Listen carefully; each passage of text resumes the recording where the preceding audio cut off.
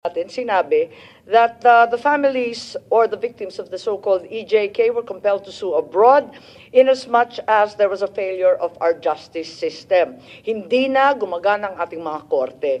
Sa mabilis lang na pananalita, baka naman na isa sa inyo ang pwedeng magpaliwanag dito sa kapalpakan or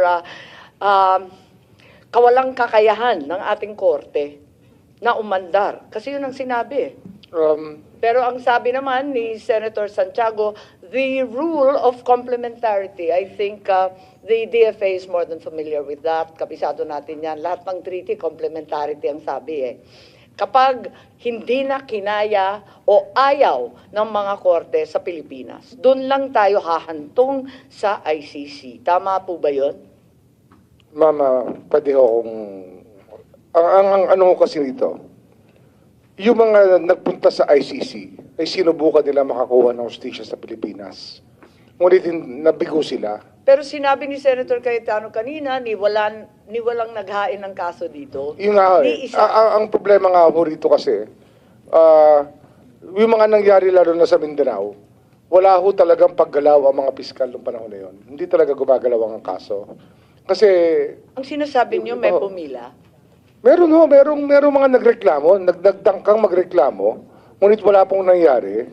Pero Yun po yun ang kaya sila nagpunta sa ICC.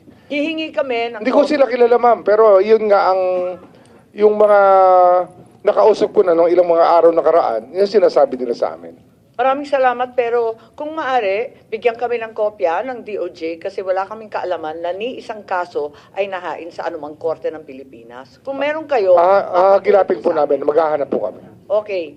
Pero, parang inaamin ngayon ng ating kabinete, lahat ng mga kinatawan na narito, na yung ating judiciary system, ang ating mga korte, hindi na gumagana. Gumagana po. Gumagana ang ating judiciary system. Pero narinig natin ang dakilang senadora na nakalipas na huling hantungan lang ang ICC. Dapat hindi pupunta doon kung hindi talagang palpak na, talagang surrender na Nga ho ito ilang taon na nga ho silang nagpunta sa ICC.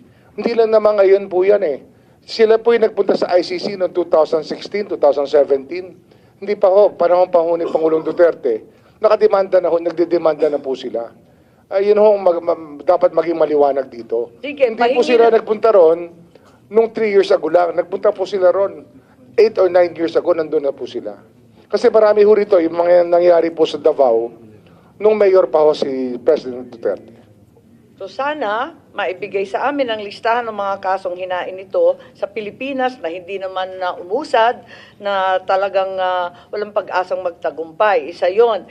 Ikalawa, nakailang beses na sinasabi ng ating Pangulo paulit-ulit na umaandar ang mga korte dito, mahuhusay ang ating mga huwes at abogado. Bakit biglang inaamin natin na pumalpak ang ating korte? Ayun nga, nagkaroon po tayo ng panahon na talagang wala hong nangyari sa mga kaso ng EJK eh. Talagang wala hong nangyari. Pero may kaso ba? Nga ho wala nga, hindi police report nga, wala eh. Ganun ho kahirap imbestigahan ang mga kasong yan. Magsisimula kasi tayo, pag tayo po'y nabigyan ng ulat na may nagdedemanda, ang una po natin hahanapin police report. Kasi at least sila po ang naglalagay ng recording ng lahat ng pangyayari sa kanilang mga komunidad. Kung police report po wala, saan kayo magsisimula ngayon? Tapos sa mga police na ilipat na sa iba't ibang lugar, wala na makausap. Si General Marbil nandito, si General Torre nandito, siguradong pagtitibayin nila na araw-araw may murder sa blatter ng pulis. Pangkaraniwan na krimen Hindi po sa drug war. Hindi po sa drug war. Yan. Sa drug war po, wala pong blatter ang pulis. Marami nga walang blatter eh. Ang problema nga ho dito, napakarami hong namatay na ang death certificate nga nakalagay po cardiac arrest pero may butas po sa ulo mula sa bala. So tama yun ang sinasabi ninyo, failure of our justice system. Opo, nung panahon na yun. So nagkaroon tayo ng problema nung panahon na yun na hindi ho talaga maimbestigahan na maayos kasi pati ho ang piskal tinatakot po ng pulis nung panahon na yun eh. Nung panahon na yon, Ngayong panahon ngayon, hindi ba pwede maghain? Hindi ngayon, mas maayos ngayon Kung sapagkat sinisigurado po namin na ang piskal at ang pulis ay magkasama mag-imbestiga ng mga krimen. Hindi na ho katulad ng dati. Kung ano sabihin ng pulis, dapat masunod. Kung mas maayos ngayon, ba't hindi na lang magpila ng kaso dito sa Pilipinas? Maayos na pala eh. Nag-iba na. Hindi ko ho pwedeng tanongin yon sa mga nagdemanda sa ICC. Hindi naman po namin hawak yung mga taong yun eh. Hindi po namin sila kilala. Ma'am, as a matter of suggestion, if I may, ma'am, as stated by the Secretary of Justice, na yung mga biktima ng EJK, ang mga police report nila ay cardiac arrest pero may buta sa ulo. That numbers in the thousands, ma'am. Why does the Senate try to investigate that and investigate the circumstances surrounding that? Maybe, ma'am, you can come up with a more cohesive report regarding this matter. Yes, I'm ma'am. not trying to put words in your mouth, ma'am, on what to do. It is merely a suggestion. No, But I when you have a already police asked. force, I ma'am, already asked the SOJ earlier kung may listahan. ma'am, but there is no investigation, ma'am, into the deaths by cardiac arrest, but with a hole in the head. Kaya nga, Did the sinasabi Senate ko kung may investigate that, listahan, ma'am? Did the Senate magtulungan investigate tayo. it, ma'am? Did the Oh? Senate investigate it?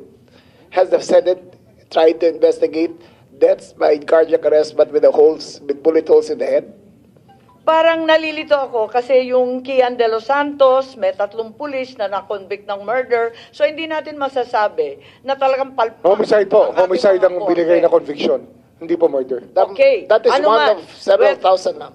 Nevertheless, hindi masasabi na zero. Kahit pa paano. Actually, meron na ho may kung ano eh. nakatulan. May, kung hindi ako nagkakamali, 16 na kaso na ang nahalukay ni Dr. Raquel Fortun ng mga taong ang death certificate po ay nagsasabi na walang naging problema pero ang autopsy nakikita pong may butas po sa ulo. Pero, sabi nga ninyo, noon, hindi pwede. Dahil natatakot, nag-iilang, hindi kakayanin. Pero ngayon, bakit hindi magpila ng kaso sa Pilipinas? Ano ho yan? Nakita natin, sabi mo, may katibayan tayo sa 15. Ayan, kay Doktora Fortun. Andyan, meron nakikita, may marami ho kasing komplikasyon ang pag-iimbestiga ng ganitong kaso. Di ba lalong Ang isa komplikado ho talagang kakalat ka rin pa hanggang dahig? pero, mas madali na dito. Isang katulad po niyan, yung ballistics. Pag may nangyari pong pangyayari na may binarel o may pinatay, ang dapat po dyan, yung scene of the crime preserved, yung ballistics kinukuha. Wala man ballistic report, wala man police report. Kaya pinabayaan po eh. Ito yung talagang nangyari sa atin na napakatagal na panahon, na wala na nga gumagawa ng real evidence, lahat po testimonial evidence na lang. Kaya nagkakaproblema po talaga ang justice system. Yun po yung kinokorekt namin ngayon, ma'am. Paano nyo i-correct yan kung cold file yan? Eh di cold file lalo pagdating sa Amsterdam. Kasi pahaba ng pahaba yung panahon. Eh kung walang katibayan, walang physical evidence, eh kahit dalhin mo, kaladkarin mo yan sa ICC. Yung sistema ho ngayon, basta mas lalong meron hong wala. demanda, kinakailangan pong magsama ang pulis at piskal para naman maging maayos ang kaso. Kasi hindi naman pwede iutos ng pulis sa piskal o iutos ng piskal sa pulis na gawin ng kanya-kanyang trabaho, dapat po magsama sila. Yun po ang gist ng aming training program ngayon between the police enforcers and the fiscals. Tapos itatransmit pa yan sa ICC, di ba? Di mas mahaba yung proseso, mas natagalan pa tayo, mas kawawa yung mga pinatay o allegedly na murder, eh mas hahaba pa yung proseso eh. Kung dito, eh, di harap-harapan na lang na matapos na. Hindi po ba? Sana po magawa natin to hanggang sa mga susunod na taon. Kasi sabi ninyo, ito ho'y talaga nagbago na eh. sinisikap namin na talagang baguhin ang sistema. Hindi ho madali, pero di kami nawawalan ng pag-asa na marami na hong pagbabago nangyayari sa sistema natin.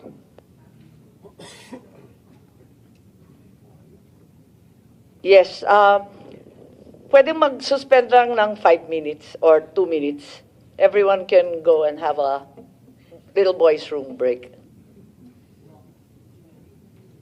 Konti na lang, pasensya.